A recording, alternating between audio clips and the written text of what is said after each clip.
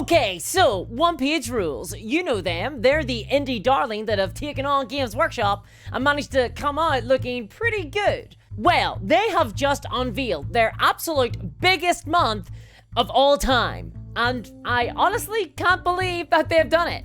And importantly, they're now addressing the biggest weakness that their games have, and I am so here for it. In fairness though, when I say weakness, it's kind of the same type of weakness that you say at a job interview. Personally, I always tell job interviewers that my biggest weakness is my inability to give up or surrender. Thanks for that one, Tim Allen. A statement which also works as a subtle threat. But nevertheless, you have probably heard of OnePageRules.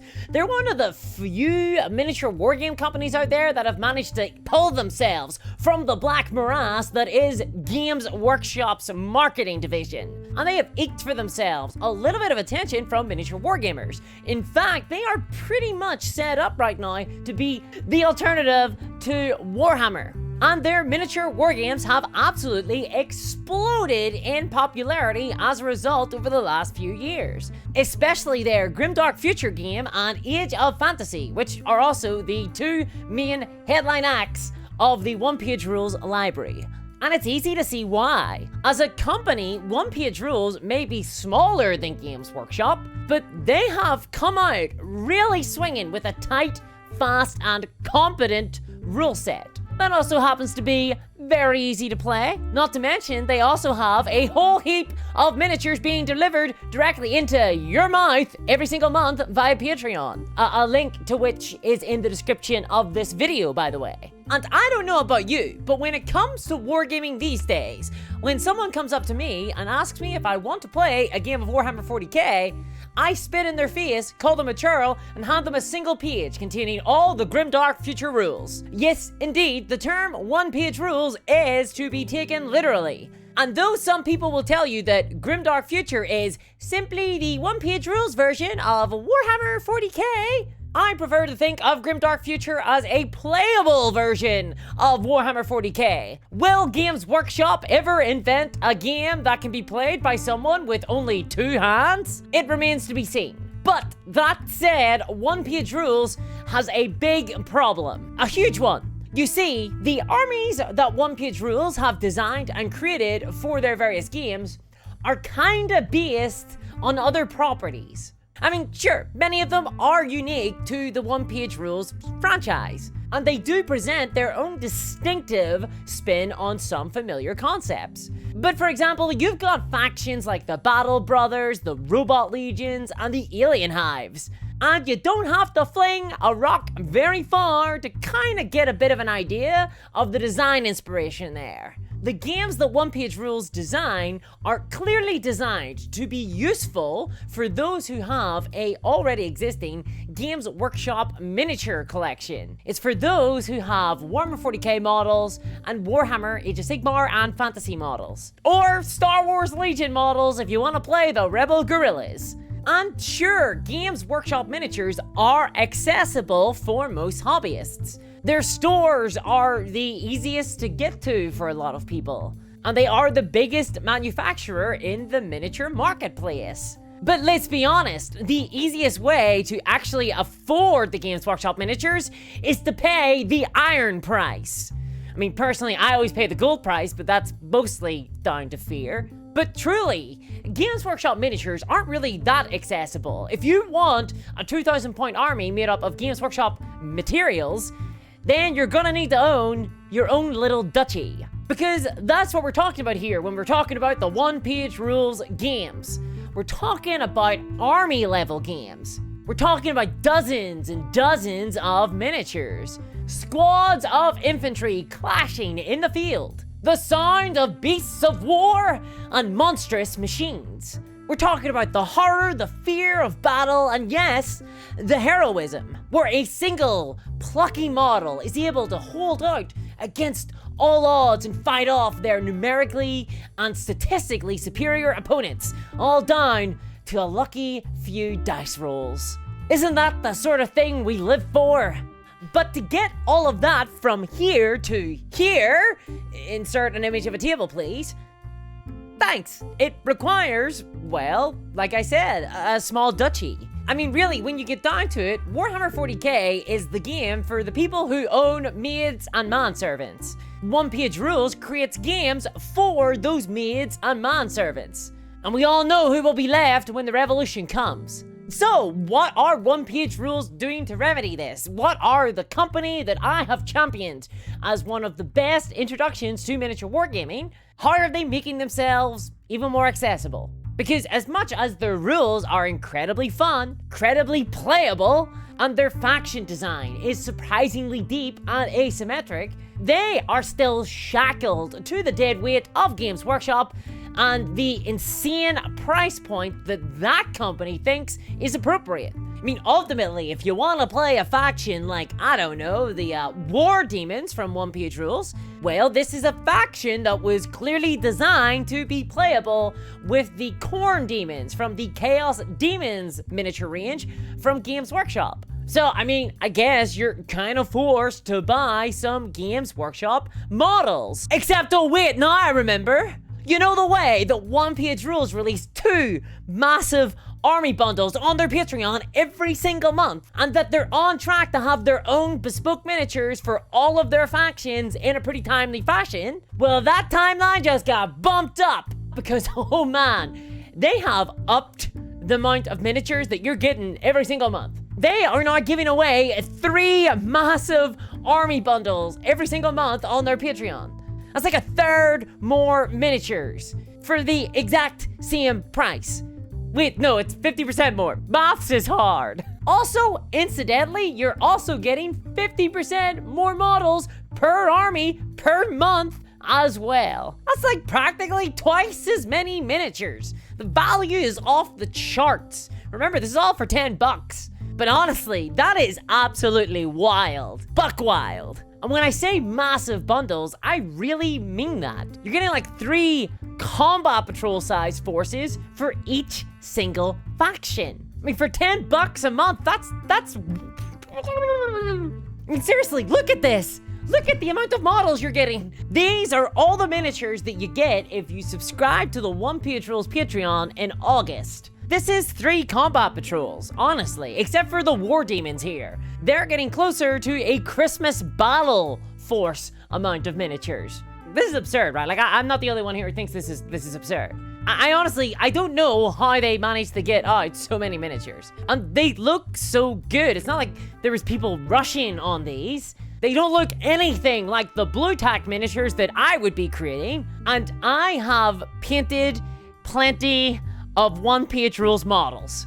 And one thing I love about the OnePageRules miniatures is that they are never a slog to paint. Especially if you paint 2,000 points worth in a single night. And to be honest, I mean, there's lots of miniatures coming out this month, but the quality of these sculpts have never been better. And I know this because, yes, this video is sponsored by OnePageRules. But I am also personally just a patron as well.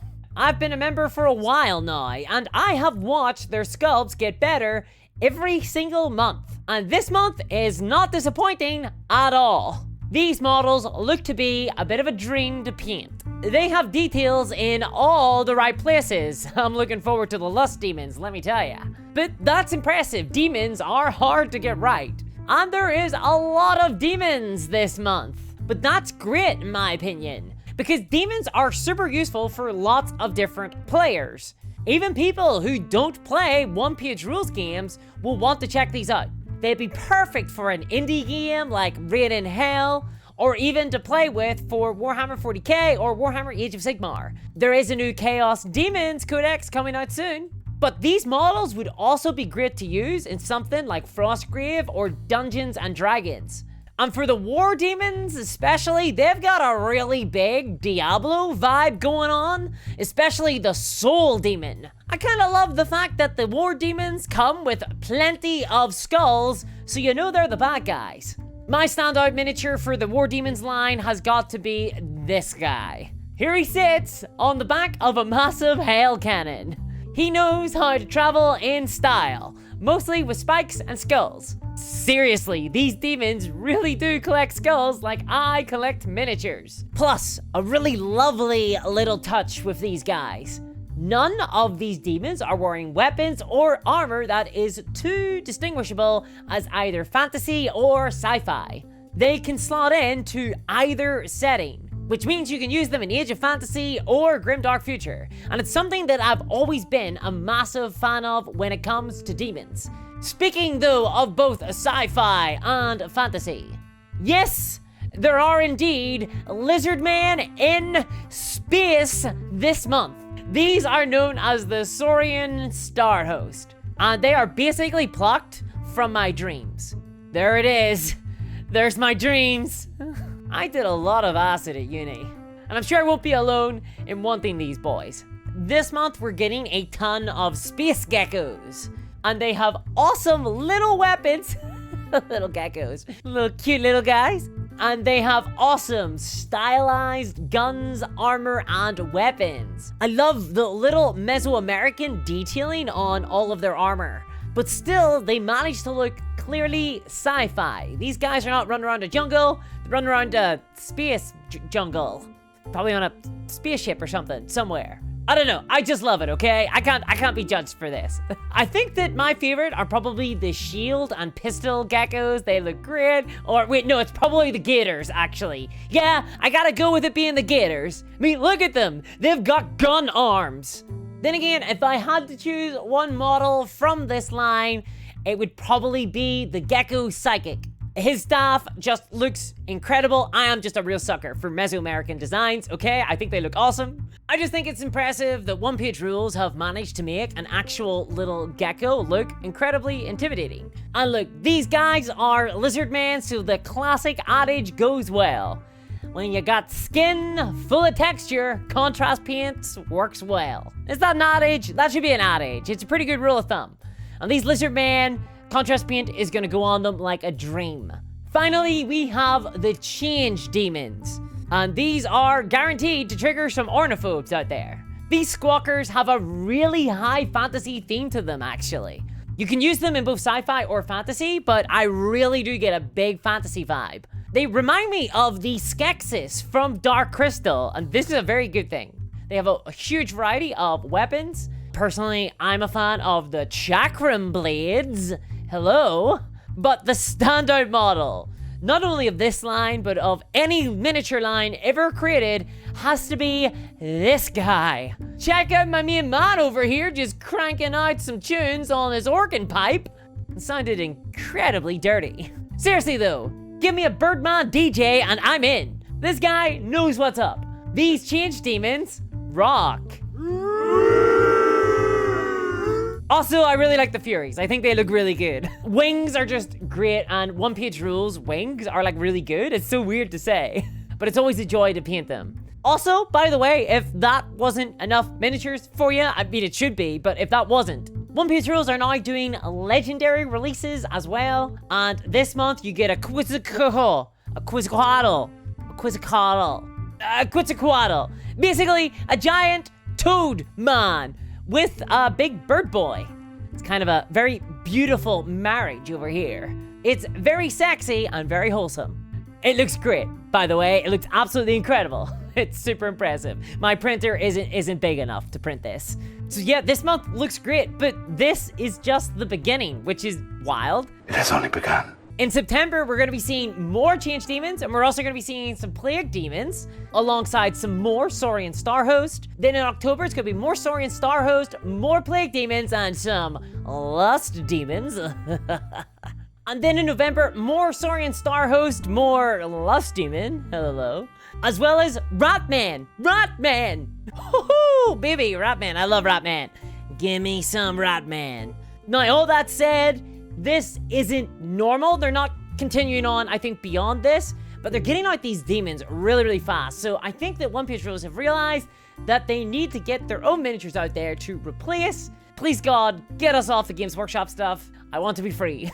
I really wanted to highlight this because I think the value savings that you're getting over the next couple of months from OnePageRules is just crazy. It's just so good. And the faster that OnePageRules can get us onto their miniatures and no longer requiring Games Workshop miniatures, the better. And now it's looking like there's gonna be no quality loss, but tons more miniatures for a while now. So, count me in. So, if you are interested in any of this, check out the link in the description of this video to OnePageRules Patreon, where you can get access to all of these models if you join their Patreon this month for like 10 bucks. I'm still in awe that it's only $10. And here's the thing, OnePageRules is just that much cheaper than Games Workshop. In fact, it's so much cheaper that even if you were to count buying a 3D printer as well, it would still be cheaper to buy into OnePageRules using their 3D printed miniatures rather than buying a Warhammer army.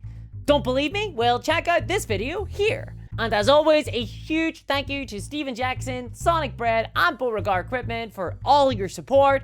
And a huge thanks to all my patrons. And thanks to OnePageRules for sponsoring this video. And I'll catch you next time. Bye-bye!